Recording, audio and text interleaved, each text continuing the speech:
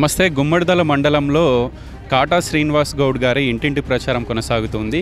ఈ 8 గ్రామాలకి సంబంధించి ఖచ్చితంగా కాంగ్రెస్ పార్టీ అభ్యర్థులు గెలవబోతున్నారనేది ఆయన చెప్తున్న వర్షన్. కాటా శ్రీనివాస్ గౌడ్ గారు అందుబాటులో ఉన్నారు. రామరెడ్డి బావిలో నిలబడి మాట్లాడుతూ ఉన్నాము. మైపాల్ రెడ్డి గారు గతంలో తక్కువ తేడాతో ఓడిపోయారు. ఎట్లా ఉంది ఈసారి? ఈసారి చాలా బ్రహ్మాండంగా ఉంది. ఎందుకంటే కాంగ్రెస్ పార్టీ కూడా ఈరోజు మన ప్రభుత్వం ఉంది, మనం అధికారంలో ఉన్నాం. వచ్చిన 2 ఏళ్ళల్లో మరి ఇది చిన్న ఊరైనప్పటికి కూడా మరి ఇక్కడ రేషన్ కార్డులు కావచ్చు, మరి ఒడ్ల బోనస్ కావచ్చు, మరి ఇందిరమ్మ ఇండ్లు కావచ్చు, ఇవన్నీ కూడా ఆల్రెడీ ఇక్కడ చేరినాయి. కాబట్టి ప్రజలందరూ కూడా సంపూర్ణమైనటువంటి ఆశీర్వాదం మైపాలన్న మీద ఉంది. గతంలో కూడా వాళ్ళ ప్రభుత్వం ఉంది, మేమే చేయగలుగుతామనే విషయాలు చెప్పి మ్యానిపులేట్ చేసి ఓట్లు వేయించుకున్నటువంటి పరిస్థితి. కానీ ఈసారి ఆ పరిస్థితి లేదు. అన్న ఎంబడి తిరిగి మరి దాదాపుగా 15 రేషన్ కార్డులు కొత్తవి, అదేవిధంగా ఒక 6 ఇళ్ళు శాంక్షన్ చేయించారు. ఆల్రెడీ అవి అండర్ ప్రాసెస్ కన్స్ట్రక్షన్ జరుగుతూ ఉన్నాయి. కాబట్టి ప్రజలందరూ ఈసారి ఖచ్చితంగా కాంగ్రెస్ ప్రభుత్వాన్ని పట్టం కట్టబోతూ ఉన్నారు. మరి దాంట్లో భాగంగానే మా బలపరిచిన అభ్యర్థి మరి మా మైపాలన్న మీద విపరీతమైనటువంటి సానుభూతి ఉంది. తన వ్యక్తిగతంగా చాలా సౌమ్యుడు. వాళ్ళు అలాంటి వ్యక్తిని ప్రాంతానికి చేస్తే ఆ ప్రాంతం ప్రభుత్వం ఉంది, వాళ్ళు పని చేయించుకునే పరిస్థితి ఉంటుంది, ప్రాంతాన్ని అభివృద్ధి చేసుకునే పరిస్థితి ఉన్న ఆలోచన ప్రజలందరూ కనబడుతూ ఉన్నారు. బీఆర్ఎస్ పార్టీ బలపరిచిన అభ్యర్థులు కూడా బలంగానే తిరుగుతూ ఉన్నారు. బీజేపీ వాళ్ళు కూడా తిరుగుతున్నారు. బీఆర్ఎస్ వాళ్ళు చాలా బలంగా చెప్తూ ఉన్నారు, ఈ 8 గ్రామాల్లో మెజారిటీ గ్రామాలు మేము గెలవబోతూ ఉన్నాము, కాంగ్రెస్ వాళ్ళకన్నా ఒకటి గెలుస్తాము ఎక్స్ట్రానే అని చెప్తున్న మాటలు. సరే, 11 తారీఖు నాడు దాని రిజల్ట్ అనేది తెలుస్తుంది కదా. ఆ రోజు 1 గెలుస్తారా, 2 గెలుస్తారా, ఎన్ని గెలుస్తారా అనేది తెలుస్తుంది కదా. ఈరోజు మనం ఏదో జ్యోతిష్యం మీద రేపేం జరగబోయేది మనం చెప్పలేం కదా. చూద్దాం, రేపు ప్రజలు నిర్ణయం చేస్తారు కదా. ప్రభుత్వాన్ని పట్టం కడతారా, లేకపోతే అబద్ధాలు చెప్పి కాలం గడుపుకున్నటువంటి బీఆర్ఎస్ పార్టీకి పట్టం కడతారా చూద్దాం. ప్రధానంగా కానుకుంట రోడ్డు అనేది ఎన్నో ఏళ్లుగా పెద్ద సమస్యగా ఉంది. ఆ రోడ్ల మీద నుంచే మనం రావాల్సిన పరిస్థితులు ఉన్నాయి. ఏం చెప్పదలుచుకున్నారు? కానుకుంట రోడ్డు విషయంలో కనీసం మీరైనా చొరవ తీసుకోబోతూ ఉన్నారా?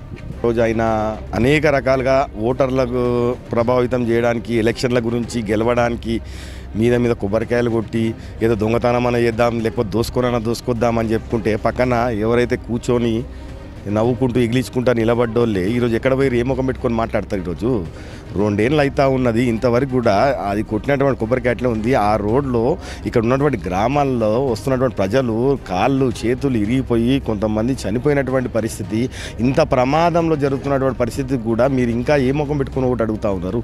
ఆ రోజు వచ్చి చెప్పినటువంటి ఎమ్మెల్యేని పోయి మీరు నిలదీసి మీరు ఆ రోజు ఇంటిని తిరిగి బీఆర్ఎస్ పార్టీకి ఓటేయండి, ఆ రోడ్డు చేపిస్తుండు మా ఎమ్మెల్యే సాబ్ అని చెప్పిన వాళ్ళు మరి ఈరోజు ఎక్కడ పోయిరని అడుగుతా ఉన్నా.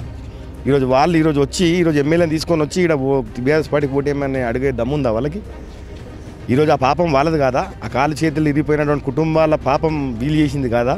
ఈరోజు అబద్ధాల గురించి, కేవలం రాజకీయాల గురించి, ఈరోజు సీట్ల గురించి, గెలవడం గురించి అనేక రకాలుగా అబద్ధాలు ఆడడం, ఇది ఎంతవరకు ప్రజలందరూ గమనిస్తూ ఉన్నారు. ఆ పాపం, ఆ శాపం ఖచ్చితంగా వాళ్ళదే అని చెప్పి కూడా ఈ సందర్భంగా తెలియజేస్తా ఉన్నా. తప్పకుండా రేపు ఈ సర్పంచ్ ఎలక్షన్లు అయినాక ఇక్కడ ప్రాంతంలో ఉన్నటువంటి సర్పంచ్లు అందరినీ తీసుకొని తప్పకుండా ఆర్ఎన్బి మినిస్టర్ గారు ఉన్నారు ఇప్పుడు, కోమటిరెడ్డి వెంకటరెడ్డి గారు, వారి దృష్టికి తీసుకెళ్ళి మా ఉన్నటువంటి జిల్లా దామోదర నరసింహ గారి దృష్టికి తీసుకెళ్ళి తప్పకుండా ఆ రోడ్డు విషయంలో చొరవ తీసుకొని తప్పకుండా మేము అందరం కలిసి కృషి చేసి ఆ రోడ్డు ప్రయత్నం చేసి. చివరిగా నల్లవల్లి డంప్ యార్డ్ పాపం కాంగ్రెస్దే అని చెప్పి వాళ్ళు అక్కడ ప్రచారం చేస్తూ ఉన్నారు. ఏం చెప్పదలుచుకున్నారు? ఇప్పుడే మీరు నల్లవల్లిలో మాట్లాడొచ్చారు. ఇప్పుడు నేను ఇందాక స్పష్టంగా చెప్పడం జరిగింది, 2015లో దాని జీవో తీసినోడు ఎవడు, ఏ ప్రభుత్వంలో జీవో తీసింది?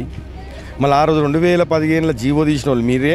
ఆ రోజు ఎందుకు మీ గొంతులు మూగపోయినాయని అడుగుతా ఉన్నా. ఆ రోజు ఎందుకు నిలదీయలేకపోయినారని అడుగుతా ఉన్నా. ఆ రోజు ఎంపీటీసీలుగా, సర్పంచులుగా, ఎంపీపీలుగా, జెడ్పీటీసీలుగా, ఎమ్మెల్యేలుగా అంతా మీరే ఉన్నప్పుడు మరి ఎందుకు దాన్ని ఆపలేకపోయినారని చెప్పి అడుగుతాను. ఈరోజు మంది మీద ఏదో బట్టగాలు చేసేది పబ్లిక్ అందరికీ తెలుసు.